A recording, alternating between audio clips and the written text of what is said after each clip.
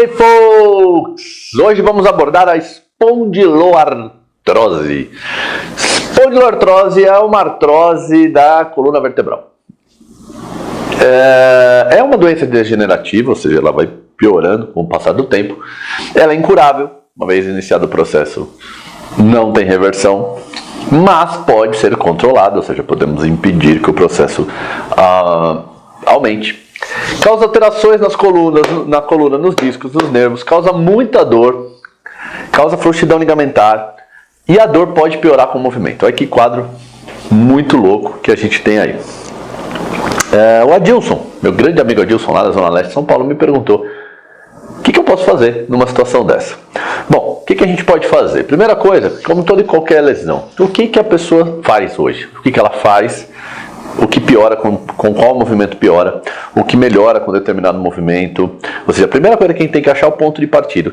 Quais são, nos três planos, os movimentos que permitem a pessoa que ela consegue fazer com mais ou menos dor, os que ela não consegue fazer, ou os que ela faz e tem muita dor. Ou seja, vamos mapear qual a zona mais tranquila, qual a zona mais nebulosa.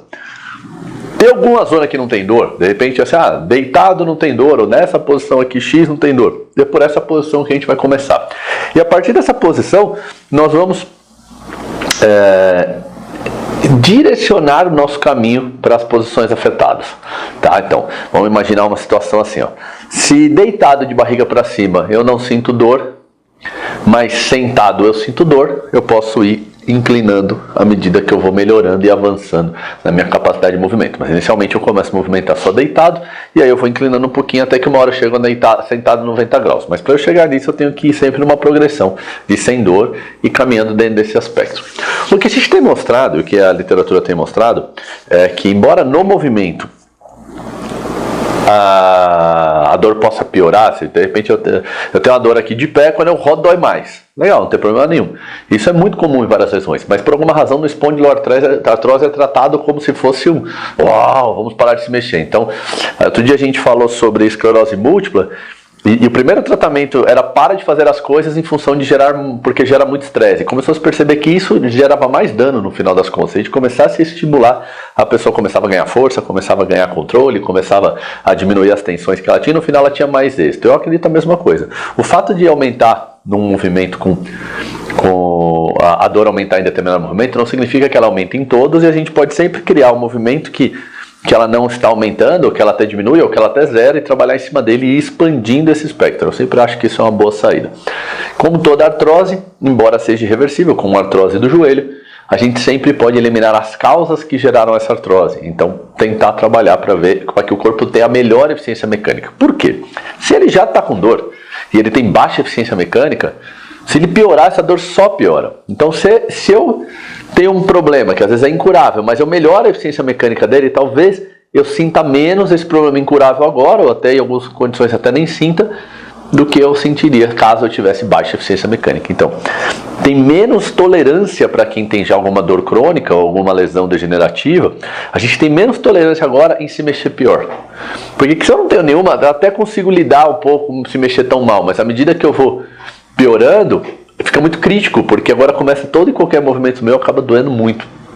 Então eu preciso trabalhar essa eficiência mecânica o quanto antes. Aí outras técnicas como liberação, massagem, todas essas coisas ajudam a aliviar o sintoma. Isso sempre é bom, tá? Mas trabalhos de coordenação, de mobilidade, trabalhos que envolvam postura, eles são fundamentais para se fazer. Tá? Então a gente tem que entender quais são as amplitudes que a gente se mexe, ganhar graus de amplitude, ganhar eficiência mecânica, ganhar harmonia, ganhar controle. Muitas das pessoas se machucam por fora de controle e todas aquelas coisas acessórias. Por exemplo, quando a gente já tem um problema com espondiloartrose, se eu tiver agora obesidade, eu tenho mais problema ainda.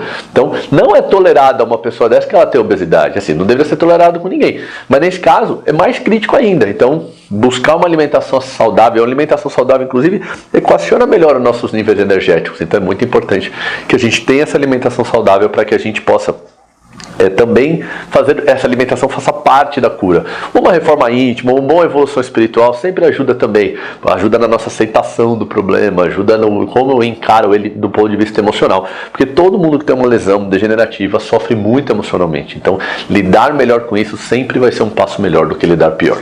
Beleza? Mas no fundo, não muda muito das coisas que a gente sempre faz. O caminho também é esse. E é só seguir tudo que eu já postei aqui nesse canal, que aí você vai ter uma ideia mais ou menos de como eu penso. Beleza? Valeu, Adilson. Um grande abraço. Obrigado. Tchau.